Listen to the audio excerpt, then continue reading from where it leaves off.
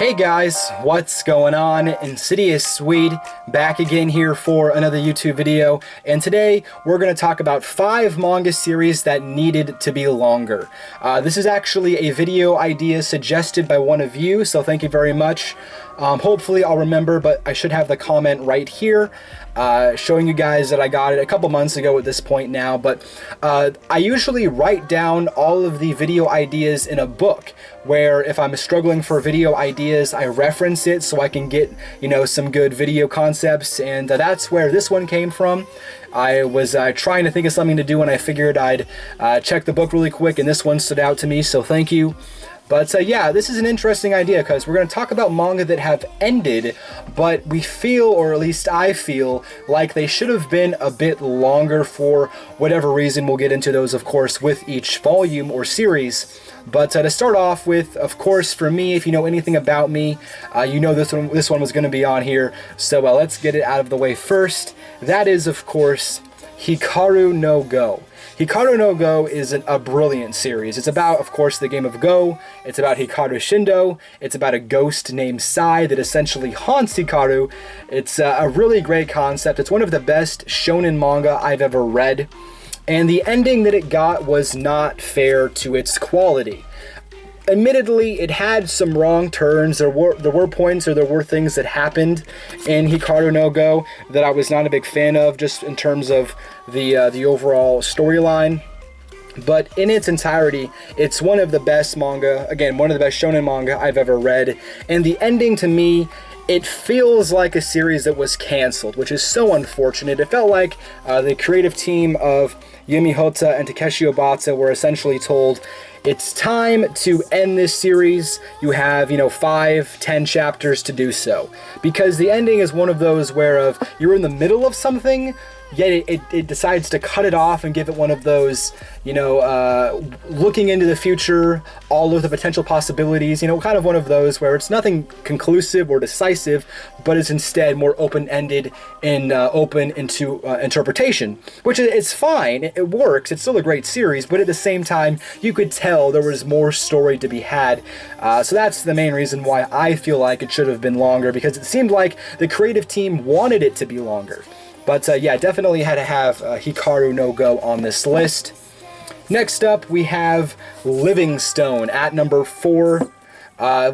Ending also at volume 4. Living Stone is a great series about these two characters here who are essentially the soul police. It's their job, if a soul is going off course, going off its projected plan, it's their job to step in and stop it and get it back on track, or do something else that helps fix the problem.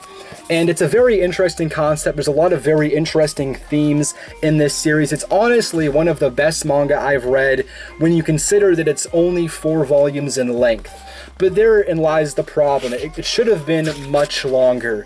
With the way that it ended, I will say it did give you a solid conclusion.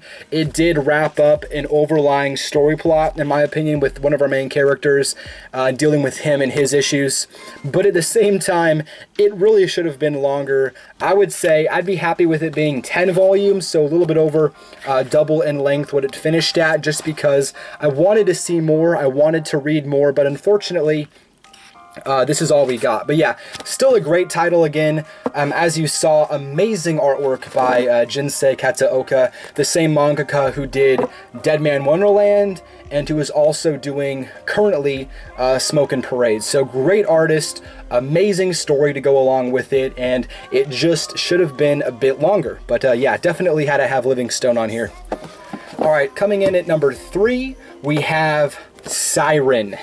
Now, Siren is a title that's kind of been forgotten on my part. It's a title that I read 3-4 years ago, and I read it in about, the span of a couple days, so it was only with me for that length of time, and then, of course, you move on, read other things better, and you kind of forget about Siren. But Siren was a very interesting idea. It had a lot of, similarities to Bleach, which could be perceived as a negative or positive. For me, I think it's a positive, because Bleach, for the most part, is a great idea, and I feel like although it has a lot of similarities, Siren also does its own thing as well. I love the relationship. They had a bit of romance in here, which was surprising for a shonen series. Generally, you do not see that in shonen manga, yet this one decided to do it, and I think it did it very well.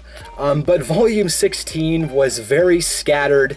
As you can see, there was a lot of stuff going on, a lot of things happening, and just a little bit too quick. Everything that was going down happened too quick. The ending that we were given, honestly, didn't really fit the entire series as a whole, and some people could argue better than I did, but I feel like Siren, considering that it was a pretty decent shonen manga, should have been longer than just 16 volumes, especially when you consider that its ending really didn't do it any favors. Honestly, it overall lowered my appreciation for the title because I felt like it just didn't do it that well.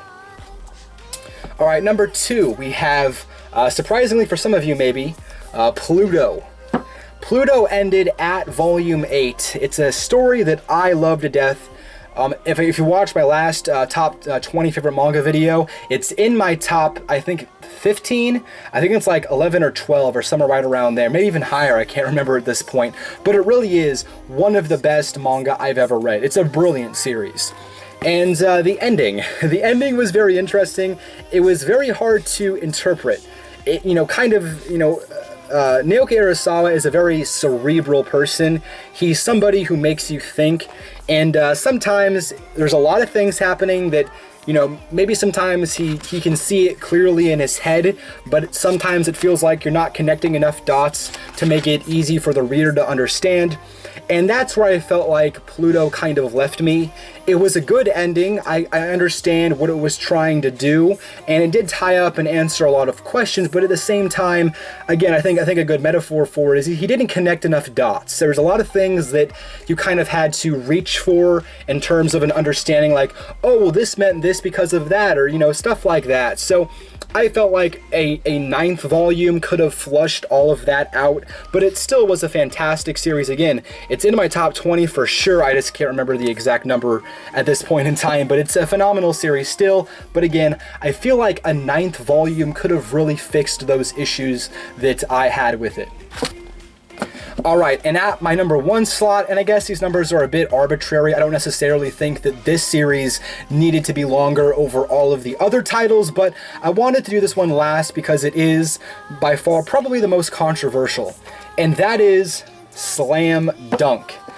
Slam Dunk ended here with volume 31. Some people say that the ending was brilliant. It was one of the best endings they ever read. Others say they hated it. They thought that it was way too soon and had a bunch of problems with it. I like to think I'm somewhere in the middle. God, I love Sakuragi. Somewhere in the middle for myself. I think that it ended well, but at the same time, same thing with Hikaru no Go. It ended at a point to which I would think it should have been a bit longer because you're in the middle of a tournament, things are happening, it's exciting, you're not bored, you want to see what's going to happen next, and then all of a sudden you get, the ending that you do, and you're a bit disappointed. I think that's the main thing that I have to say with Slam Dunk in terms of it needing to be longer. I was just disappointed that it ended when it did because it felt like there was so much more to be told with these characters.